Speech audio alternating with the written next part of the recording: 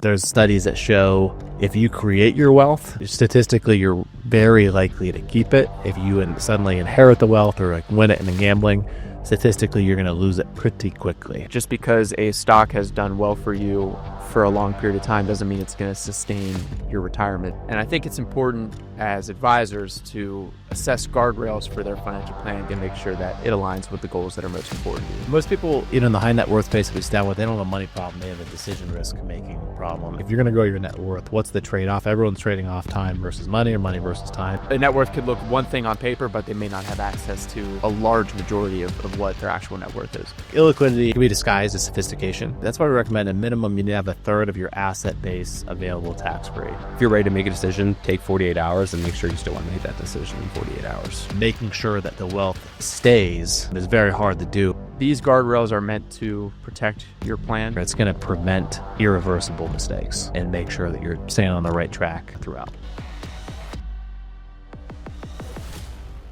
Wealth rarely fails due to a lack of returns. Oftentimes it fails due to a lack of guardrails. So today we're going to run through 10 guardrails to review in your financial plan to make sure that you're living your life by design. So Matt, oftentimes we're sitting down with a client. We have someone that has done a really good job saving throughout their life, but it's hard for them to turn on that switch and get to spending down what they've worked so hard to earn once they're in their financial independence years. And I think it's important as advisors to assess guardrails for their financial plan, give them a sense of, hey, what does overspending look like for your situation? What does underspending look like? And make sure that it aligns with the goals that are most important to you. Yeah, most people, in the high net worth space that we stand with, they don't have a money problem. They have a decision risk making problem. And so this one's a big one because a lot of identity for high achievers and high net worth are in seeing their asset grow. They're probably tracking their net worth. They're probably checking their accounts, multiple times a day. And so it's almost like a competitive nature of like, what's your net worth, seeing it grow. So I think, guardrail number one is you have to have defined what is enough, and not saying you should stop growing your net worth once you have enough, but you have to have that philosophy down of what's enough. And then you have to have a financial plan that is dynamic that goes along with that, right? Because like a lot of business owners that we've started working with, I was actually sitting down with a friend yesterday for lunch, and I remember like 15 years ago, we were sitting at Panera Bread, and he had like one kid and he was making 80 grand a year. We had done this financial plan where he was like, he's going to retire off of $4,000 a month and fund 25% of college. He was planning on having 3 kids. Now, fast forward, he's well into 7 figures of income. The money temperature is like minimum $30,000 a month. And he wants to fully fund like undergrad and postgrad. And he has 4 kids now. And so the enough for him is definitely the goalpost move from like, you adjust the $4,000 a month for inflation. I think he needed like $2 to $2.5 million to retire. And now he needs like 10 to 15 million to retire. So moving the goalposts, I don't think is a problem, but defining enough, like if you're going to grow your net worth, what's the trade-off? Everyone's trading off time versus money or money versus time. So being intentional about that trade-off and making sure you're not working to work, you're not growing your money just for the sake of growing money. It's very intentional, and your money is there to support your life by design, and you're not going to have any regret with, spending too little time with kids. And I would say the opposite is like too much time with kids, because if you're never working, like what kind of example are you setting up for them when they graduate, right? So it's this artwork that you have to hit, but you have to have defined. This one literally is the guardrail of what is enough, and then calibrating that as your money temperature grows. Because if we had stuck with his original financial plan and never adjusted it, he would be 5 years of retirement plan for. So that's obviously gone up as his income gone up. So yeah, that's the first guardrail. What's guardrail number 2?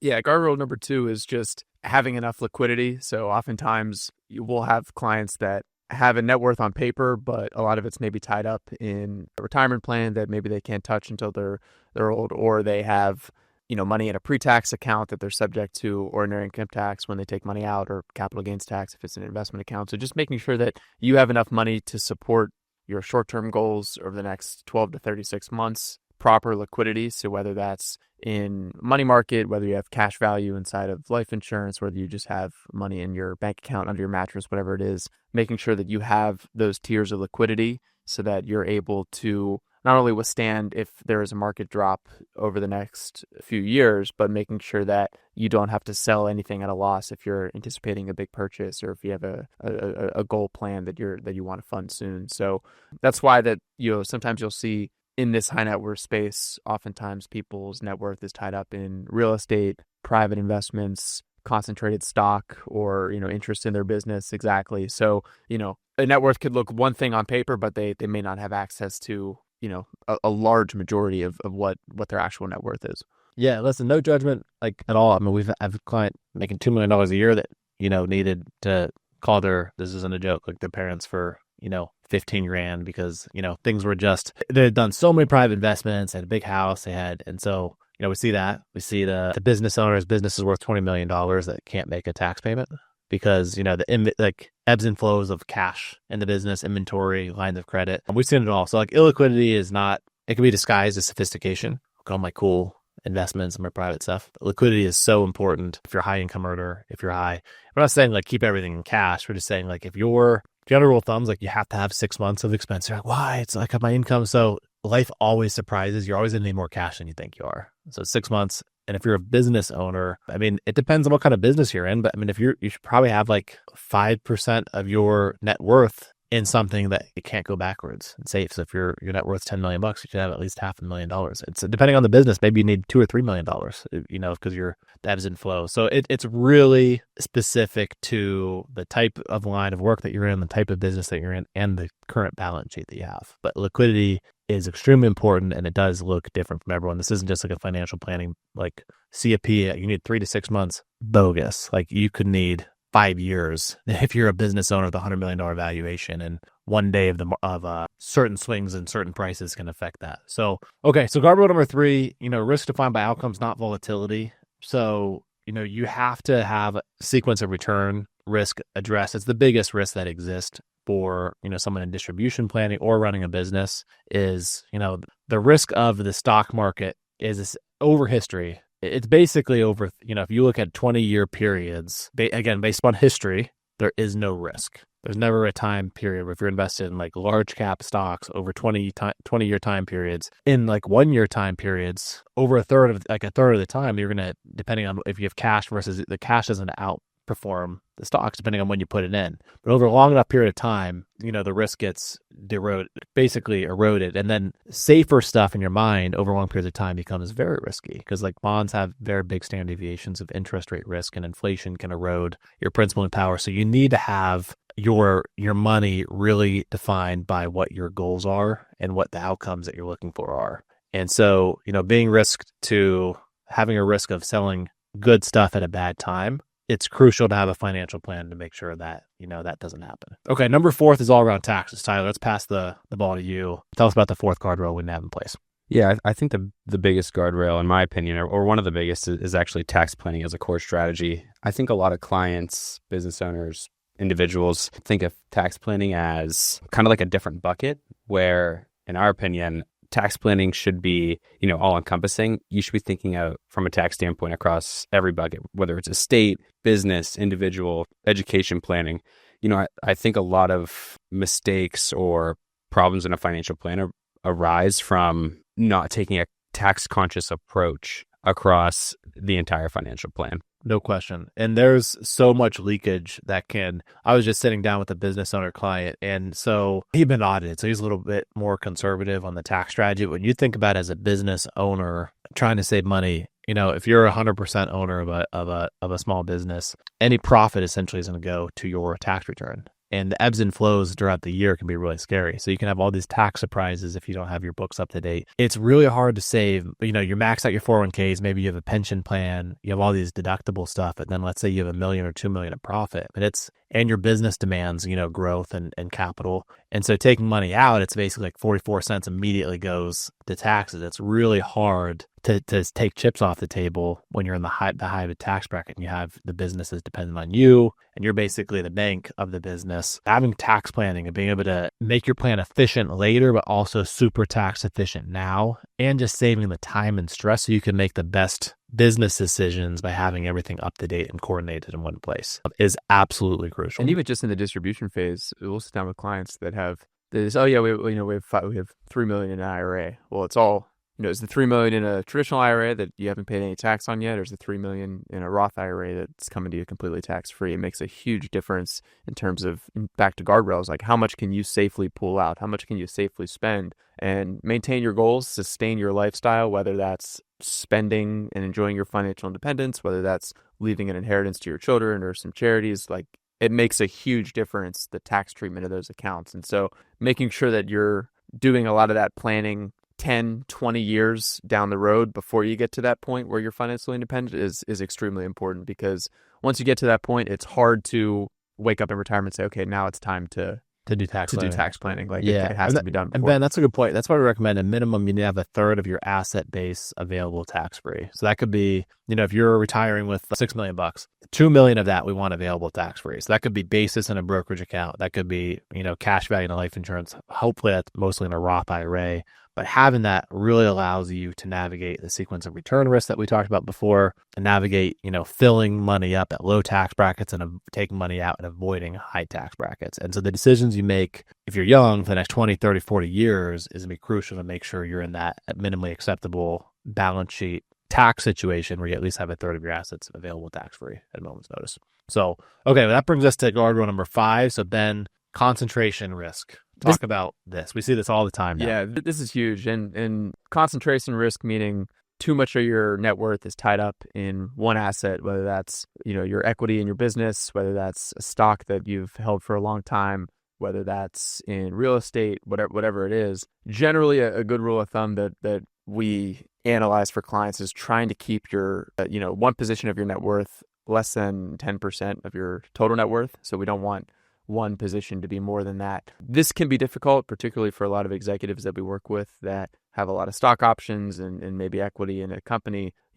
25, 30, 40% of their net worth is tied up in this position. And it can be really difficult to unwind that for a lot of reasons. There's tax implications. There's, hey, does this look bad if I start taking chips off the table? Obviously, you work at this company, you believe in the work you're doing, so you want to have as much exposure in it as possible. But at the same time, if things go south or things take a turn down, we don't want your entire financial plan to go down with it. So it's a huge balancing act, making sure that you're not overly concentrated in one position.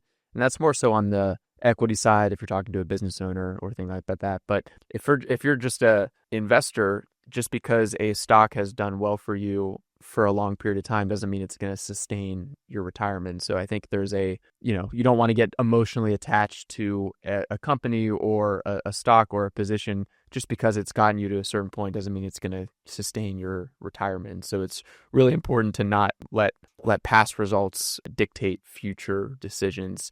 Try to remove your emotions as much as possible, as difficult as it may be. A lot of times it's not intentional. It just happens over time when stock performs really good. And you talked about the loyalty factor, the political factors of the executive with the stock. And sometimes they are required to hold, 1x their comp in stock. And it's going to look bad. And they're looking for, getting to the C-suite, or it's like, well, they feel like they can't sell it. But this company's already paying your paycheck. It's already so much tied into that. And we've seen, honestly, like, reverse. We want to see no more than 10% in a concentrated asset, whether that's a stock, that's hard to do if you're a business owner, obviously, but most of the time we see if someone has a concentration problem, it's the opposite. They have 90% of their net worth in one thing, especially business owners. Sometimes we see it in a stock and it should be, you want it reversed, 90% diversified, 10%. But concentration is what get most people rich. Diversification is how you stay rich. Essentially. So, well, let's go to guardrail number 6. So, Tyler, this is all about spending guardrails. So, talk to us about not budgeting. Rich people don't really budget. Right. How do we navigate this? Right. No, yeah. The 6th guardrail is definitely, in our opinion, like spending and lifestyle discipline. So, I think it gets to a point where some clients, like, you might have 10, 50, 100, $200 million, and the risk does, like, it's really hard to spend all of that money, right? Like, you're probably not going to spend all $200 million. But I think what is important is setting up some sort of, whether it's a budget or a plan where I have a plan in place that if the market drops 20%, I'm not stressed out, right? I want to have a plan in place where, like, there's a safe bucket of assets where I can access if the market's down, so I don't have to take from depreciated assets during a time of market volatility. The other thing I'm going to add to that, Tyler, is that I think you need to have the ability to say no, because when you're talking about high net worth people, they're getting pitched ideas all the time, and a lot of times it's friends and family. And so we don't recommend a budget. I think that some high leverage tools you can do is doing a past year in review from a financial perspective. So like get all your bank statements, get all your credit cards, see what did you spend. Does my financial plan address the spending? Am I happy? Am I stressed about how much I spent? Don't beat yourself up. You can't get that money back. Do that passing year review just to kind of get that new temperature gauge that you're in. Does my life require 20 a month? Is it 50 a month? Is it 100 a month? Are we going to have regret if we don't spend? Are we going to over accumulate if we have this? And get that philosophy in place. But more importantly is set the minimally acceptable savings goals to make sure that you're on track for, maximize the life today, but financial security in the future for a defined time frame. I think even more important than that, the greatest risk to, spending guardrails is not that you don't have enough money, now that you don't spend enough money, is like chaos that can occur if you just say yes too much. So you need to have a decision framework of how to say no and how to make sure your balance sheet works for you and you're not working for your balance sheet where you have, 10 different people all the time giving you updates on these investments that are probably not going to hit, but they are going to continue to ask you for money because their company isn't doing well. And they're like, well, if we just get this money, then we can get to the finish line. Okay, so that brings us to guardrail number 7. Then this is around estate planning. Yeah, walk through the importance of this. Yeah, estate planning, it's making sure that all of your documents are aligned with your goals. This goes back to just making sure that your goals are communicated. I mean, that is probably the biggest thing for people in the high net worth space that are thinking about guardrails for their financial plan. It's making sure that their wills, powers of attorneys are up to date, making sure if there's any trust planning that all of the provisions are what you want them to be, making sure that assets are flowing to where you want them to flow in the most tax efficient and safest manner, making sure all your beneficiaries are correct, your assets are titled properly.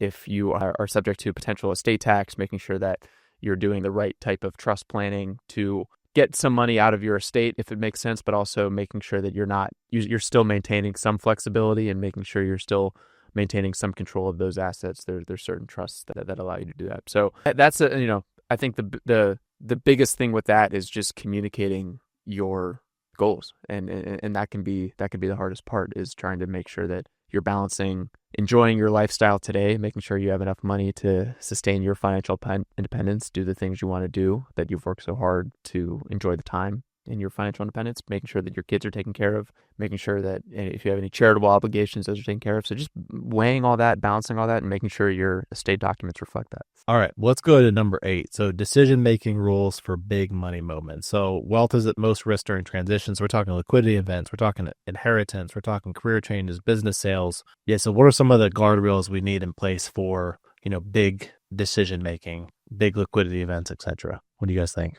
Yeah, I think number 1 is, I don't want to call it a rubric, but do we have an actual guideline in place where it's like, okay, if I want to invest $1 million into this company, stock, fund, whatever it might be, what does that look like from, what are the certain topics that, or pain points that have to, maybe it has to meet a certain threshold before I'm interested or feel comfortable making that investment? Yeah, and I think if depending on the emotional aspects behind, selling your business, if it's a death in the family and inheritance, I think it's really important not to make any immediate drastic decisions, is have a cooling off period for, 3 to 6 months. If you sold your business and you have all this influx of cash, don't make any major purchases for the first 3 to 6 months, because that's going to really set the tone for the rest of your life. It's going to affect your money temperature for the rest of your life. And, we've done a whole podcast on dopamine and how it affects finances.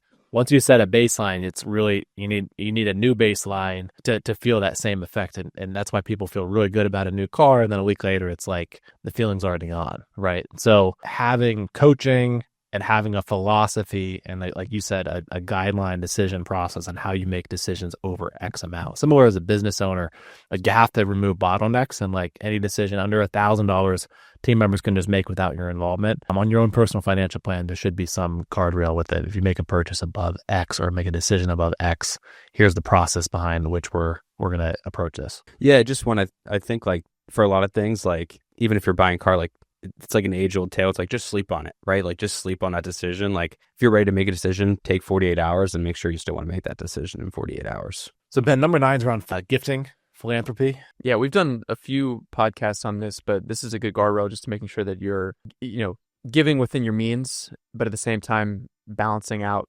your spending versus giving. So I would say biggest things here would be, things that we've seen done right is giving to the next generation while you're living, so that your kids, grandkids can see the value of hard work, and you can almost teach the next generation the values that helped you accumulate your wealth. And also you can see your next generation use the gift and help better themselves financially. So whether it's gifting to children to help fund their Roth IRAs, fund grandkids 529 education plans, giving cash flow to allow your kids help max out their 401ks, teaching them that financial responsibility is extremely important. On the flip side of that, if you just don't do any of that gifting, you die and you leave them with a big pile of money, are they going to be able to inherit that responsibly? Do they understand the work and the value that it took to that you gained from that wealth? So we like that gifting while they're living, so that you can see that money in action and actually teach them some of the values. And then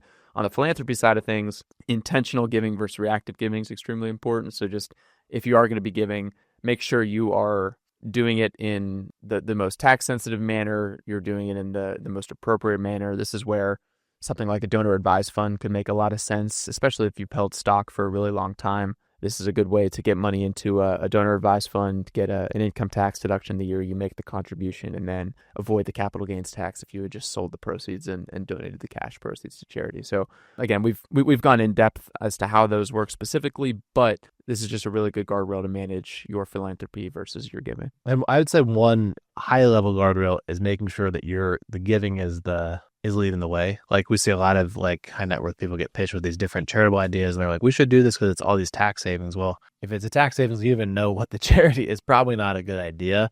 But don't make sure you're giving for the sake of giving. And then once you figure that philosophy out, let's do it the most tax efficient way. Because sometimes you can save 90 cents on the dollar, like you said, appreciated stock and get the tax write-off, 30% of AGI, no brainer through a DAF. But some of the times the fancier, more complex strategies, you can accomplish being anonymous, saving the maximum taxes through some pretty basic strategies such as the donor advised fund. They're not basic, but they're basic for us. But some of the more complex stuff, really think hard between what's the main goal here? If the main goal is the charity and teaching your children, that can be accomplished pretty simply and very tax efficiently. Last but not least is around ongoing oversight and accountability. So, the idea of governance. This becomes very important the higher net worth you become, because usually, if the higher net worth is driven by a family or an individual, and then once kids and other people get involved, there's studies that show if you create your wealth, statistically, you're